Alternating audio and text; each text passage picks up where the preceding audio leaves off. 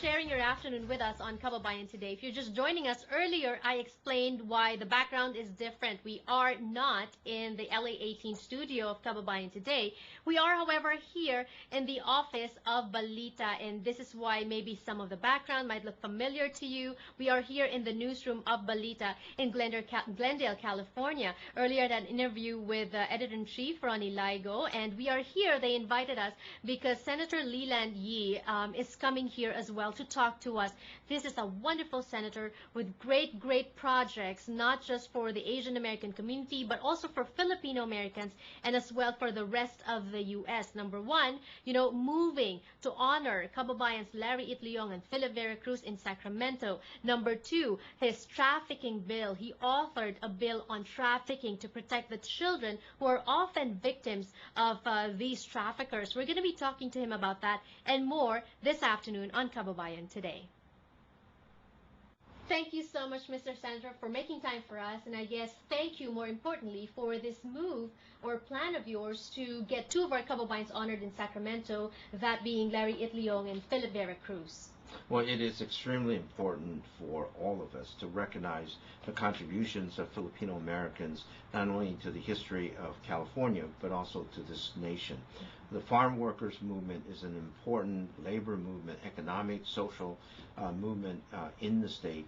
And one of the things that people just don't know is the contribution of the Filipino Americans to that particular movement. So Mr. Itliong, Vera Cruz are an extremely important part of that history.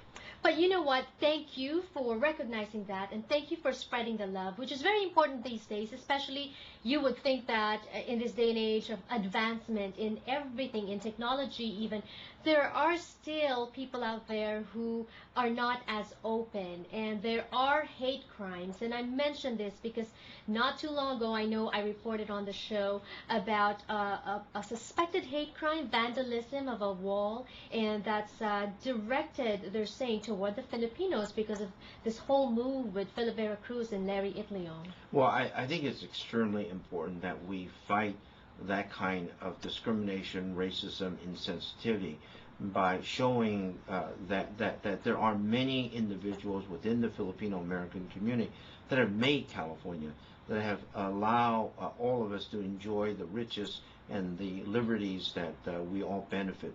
So when people start criticizing the Filipino American community, what they have to also understand is that criticism is just so unwarranted because Filipinos have made such tremendous contribution to the state of California. Yeah, thank you for making that clear. Now also, as Asian Americans, we are proud of you for representing us in the halls of power, and that is why here on the program as well, I always emphasize and underscore the fact that we need to encourage our children to run for public office, to think about public administration so that we have representations in these halls. Well, it's really a tremendous honor for me to be able to serve in the Senate while we just simply elected very handsomely and very importantly the very first Filipino American to the State Assembly, Rob Bonta, and hopefully in a short time there will be a Filipino in the California State Senate. How difficult is the struggle to get elected, to get in public office, being that one is Asian American, Filipino American, Chinese American?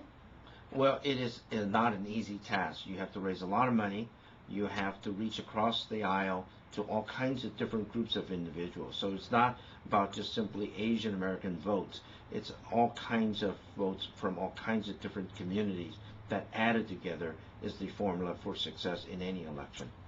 What do you think, Mr. Senator, is the secret to being elected and serving? So what is the secret to public service? I believe that the most important quality is your desire to really help people.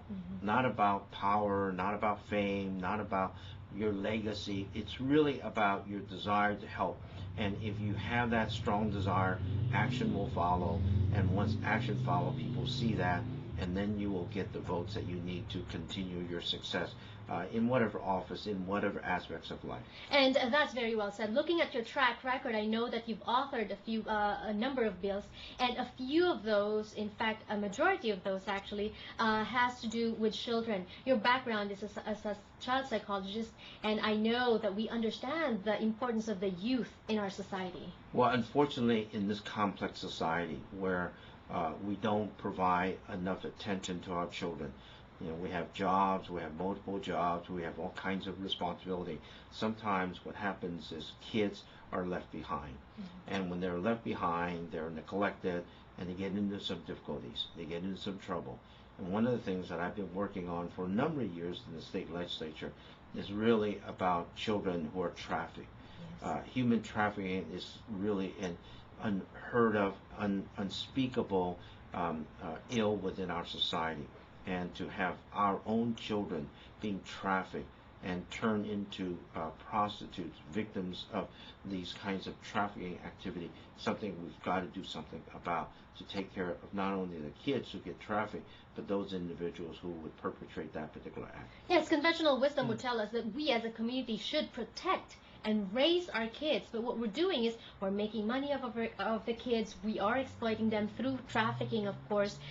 Tell us about SB 738. Well, one of the bills that we have trying to address this is that a lot of individuals in positions of power and authority have not really kind of figured out exactly how do we treat some of these young individuals. Is it a law enforcement issue? Mm-hmm. It is a social welfare issue, and so different counties deal with them differently. Some counties kind of try to take care of the social emotional needs. Mm-hmm. Other counties just simply lock them up because they just simply have violated a law, and therefore they ought to be punished as criminal. Mm-hmm. And so what my bill will do is, for the very first time, all the different stakeholders in the state of California dealing with this issue will now come together and recognize that this is really a child welfare issue. Mm-hmm. Kids who are trafficked are victims of exploitation. Mm-hmm. They are a victim of rather gross, unbearable harm happening to them. And therefore, what we've got to do is to look at how we bring social services, mental health services, physical health services, even the law enforcement criminal justice system to bear to help these youngsters so that they end up not getting into these kinds of problems anymore.